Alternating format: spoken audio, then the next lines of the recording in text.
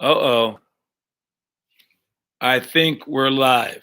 Is it almost I there? think it's good. Yeah, I think we're good now. Can you guys see me? Can you see me? If you see me, what gang sign am I flashing? No, I'm joking. Um, all right, let me know when you see me. Say I can see you, and then I will start talking. Yeah, it's not Yeah, I can see I you. can see you. That's not I. Yeah, I said say Yeah. I can see you. You too. Okay, I'm joking. That's good enough. All right, let's go with that. I think the last thing that I was talking about was the elementary school drill, was the hits tells. All right.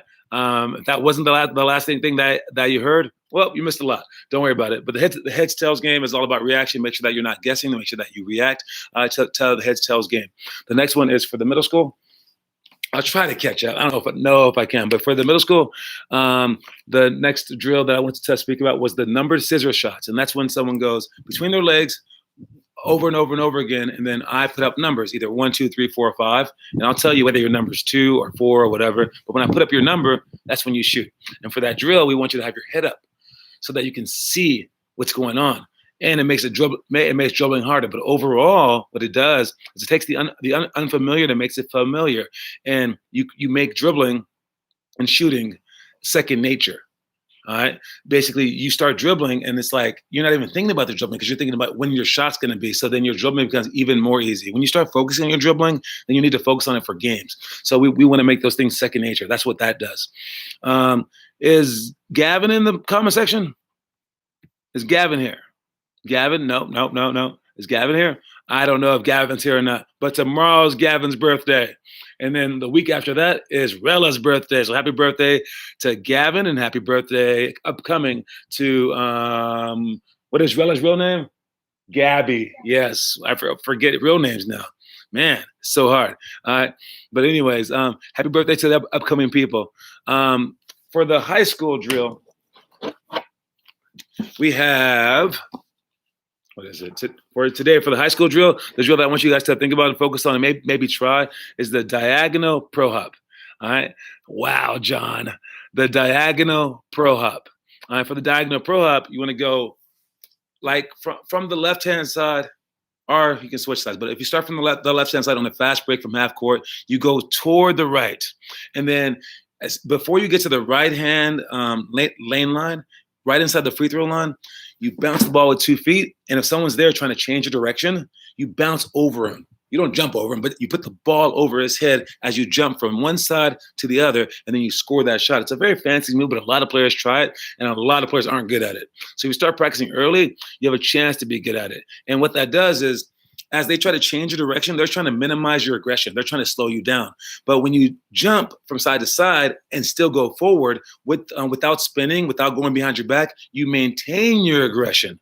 All right? And maintaining your aggression through the adversities, through all the adjustment periods, through all the adaptations, that's when you can really make change. Because if they try to change you, they're vulnerable. If your new spot is just as strong, then you have them. So I don't know if that really makes sense, but for the real world, we must take the momentum during these low times. We must take that momentum, and we must strike now, because everyone's eyes are on it right now. You know what people are going to be talking about next month? Not this. They're going to be talking about kangaroos overtaking Safeways or something like that. It's going to be some bigger story, right? So if we want change to happen, it needs to happen now, before people forget about it. So basketball-wise and life-wise, when the time comes to have to adjust, make sure that you stay aggressive. Make sure that you stay going. Again, think first, but then stay aggressive. All right. Next thing is our homework. Just again, it's the homework for the month. It's scissor wrap dribbles. I saw Ian's again today. I'm not sure if anyone else posted theirs, but if you did, put it in the comment section, please. If you've been trying the scissor wrap dribble, put it in the comment section. Let me know. All right. First target, then Safeway. Yes. Kangaroos aren't taking over Safeway yet. Heads up, though. All right. And speaking of homework, Sean Smith's 7-minute drill. Oh my God. He posted a 7-minute drill, and he's trying to play overseas. Back in high school, he went to MVP Plight, and he played for them. And They didn't get him anywhere. And then he played for Campolindo, and he won a state championship, but he didn't get anywhere because he was the fourth best player on the team, and he was like stuck in the corner because he's a really good shooter, but he never did anything. And then he started working out for us just for one summer. And I put out a filler to all the schools in the country, and I got him into several schools, and he chose one. And he chose one school in New Jersey. And then he wound up being a starter there for 4 years, and then he broke the school record on shooting threes. He broke the conference record shooting threes. So now he's trying to go overseas, but again, he has no looks. So he's working out with me again. And after he got 41 on the 7-minute drill, I was like, dude, can you do that for me again? But let's film it, because I can show that to a few coaches that have been overseas, and maybe you can do it again. The dude did it again, but as you can see in the homework section, look at his 7-minute drill. In the homework section of our website, he didn't get 41. He got 43. The highest I've ever seen was 38 before that. I've seen some amazing shooters get 38. My highest, 28. All right. Yeah.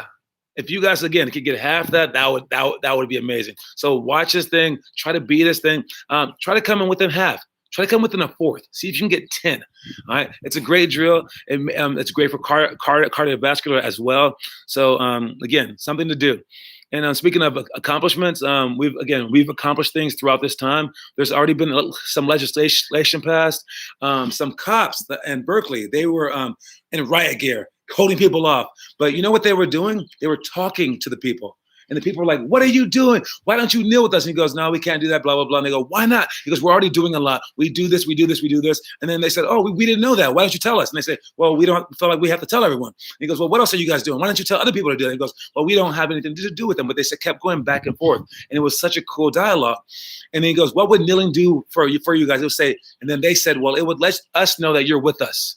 And all of a sudden, after like 20 minutes of talking, the cops went, okay. And they started kneeling. And everyone started chanting. Everyone started kneeling with them. They're like, get down, get down. And everyone started like being together. And it was like a beautiful thing. And although it's just a knee, we know knees mean a lot, right? The knee that went over that guy's throat, the knee that Colin Kaepernick did. People were mad about that knee, right? But now a knee by a cop could mean so much. You might think it's just a knee. What? It's not that big a deal. But you know it's a big deal. And they did it.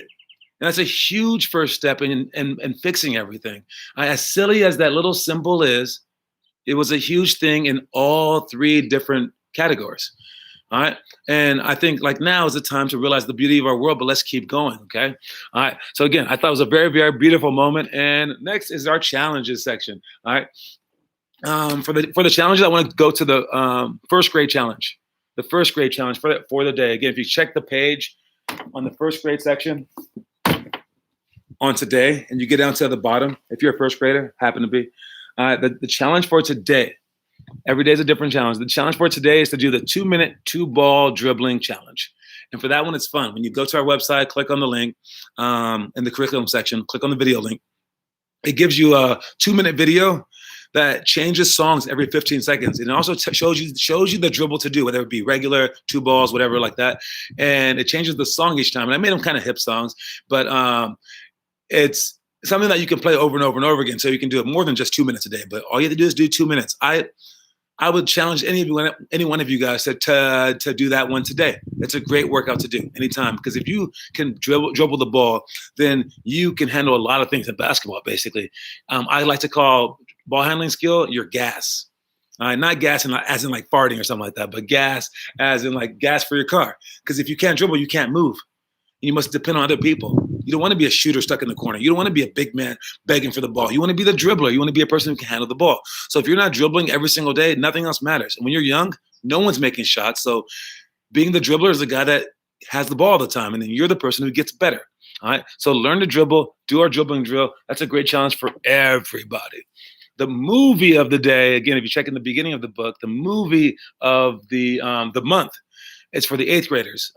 This one's Ian's month, Ren, Finn, and a few other players. Momo, maybe. It's love and basketball. All right. And if you think, oh man, what does a love story have to do with basketball? Well, the guys are in the NBA, the girls are supposed to go to the WNBA, and they like fall in love, blah, blah, blah. But like, really, like those 2 things are the same. love and basketball, to me at least, right? They're not that far apart. You have to have love for love. You have to have love for basketball as well. And if you can start like meshing those two ideas, you can learn from each other and see like your parents' relationship possibly. You can like learn from basketball how to love someone and everything like that. It goes both ways. And the movie is actually pretty good. And I mean, soon you're going to be wanting to date girls and boys. So like it's a pretty good date movie too. All right. So it might be like a good way out of seeing a really cheesy date movie. So if the girl's like, show me a girl movie, show her this one, because it mixes basketball and love in it. But again, I highly recommend that movie. It's a good movie to watch. And again, talking about passions, we should combine all our passions in this world to do something monumental for change. The motivational story for the day is courage is not having the strength to go on. It's going on when you don't have the strength. I know those things sound kind of like close, but having strength to go on, yeah. You can always just keep going, right? But what happens when you have no more strength and you're completely dead? Then, if you go on, it's courage. All right, that's courageous. If you go on, then that's courageous. So when you have nothing left in the tank and then you keep going, that's when the greatness comes. That's when the great movies are made. That's when like the great stories are told. That's when I'm like, yo, one time in the championship game, Finn Kaufman, he had no more left in him. His toe was broken, his eye was busted, and he went and said, "Coach, put me in." And I said, no. And I kept him out the game. But then someone else got hurt, so then I had to put him in. Because I'm not stupid, coach, but we had to put him in. And then he hit the game-winning bucket with one eye. Then we tackled him, but then we hurt him some more in the tackling. But it's okay, because we won the championship. That kind of story. All right. Anyways, whether it be the quarantine, whether it be losses in the games, whether it be tiredness, you guys all have stuff to go through, and you should be excited when it's your turn to go through things, just like I talked about yesterday. All right. And the world's going to go on. All right. The world will go on. It always has. And people always think that this new thing is the worst thing ever. Oh yeah, the quarantine. Oh, it's gonna ruin all our businesses. It's the worst thing ever. No, shut up. They had quarantine before. Every century, it always fixed itself. It will fix itself again. Or like, oh, the police brutality. You know, it's bad. I admit it's bad. But the world will go on. We've had police brutality before. And if you say, hey, would you want to live like, you know, your life's happy now, right? They go, yeah, life's pretty good. How was life for your people 30 years ago? They say bad. How about 100 years ago? Worse. How about 200 years ago? Very bad. That's how life is for everyone. About 120 years ago, people would die at the age of 50 all the time, like average. Now it's like 80. About 400 years before that, people would die when they were 30. Why? Because they didn't wash their hands. We didn't know about washing hands. We didn't have microscopes and stuff like that. All right. That was actually 700 years ago. Sorry. And we keep getting smarter. We keep getting better, but people keep thinking it's worse because their imagination for what can be better is better. So, I mean, it's not that bad, but life gets better and it'll get better. And every time we have a low, we're just going to get higher. It's like a bouncing ball. Now I'm coughing. Oh, hey. But so again, we want to battle the lows to ride the highs. And every time that we get to a low, one more time, sorry. Every time we get to a low, the high will be higher. Water, still drinking a gallon a day. Been doing so for a month. It's crazy. I try to finish before 6 o'clock. So I'm not peeing all day. Anyways, I wanted to show you guys one drill, because for today's drills, we are going to, my mom says that it's too dark because of the light behind me. I need to switch it around, but it's okay. I'm going to show you guys one drill. That's why I have it facing in this direction. And the drill is, out of all the drills that we're going to do, we're going to do our regular drills, but then we're going to do split to drive. All right, split to drive. And the first time we're going to just dribble out. I mean, we're going to do the whole thing, but I'm going to focus on dribbling out. Then we're going to do the whole thing 5 straight times. So just one drill for the entire time. And split to drive is like this. You're going to go side to side. And when you go crossover, you go from here to there and then push out. All right. So it's split to drive. You go out to the corner to the wing. Dribble out to the wing. You cross over like this. Switch your legs. Switch back. Go side to side. And then split to drive is whenever the person guarding you forces you to the pick and roll too much. They give you a little bit of room on the inside. What you want to do to get inside that inside is you go from here, from your knee, and you throw the ball through like this.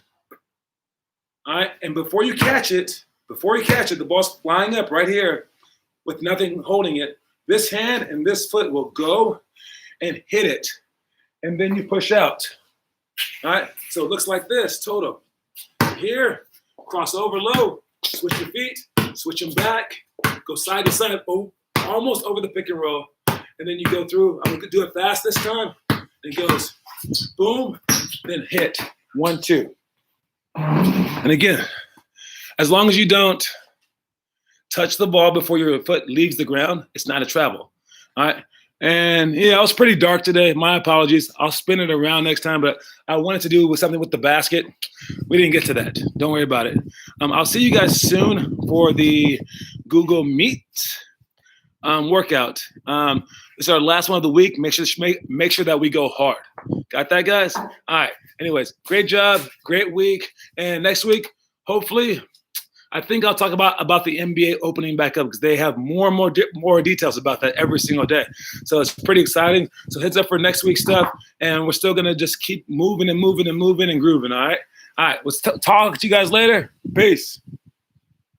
Where's the stop sign? There we go. Got it. And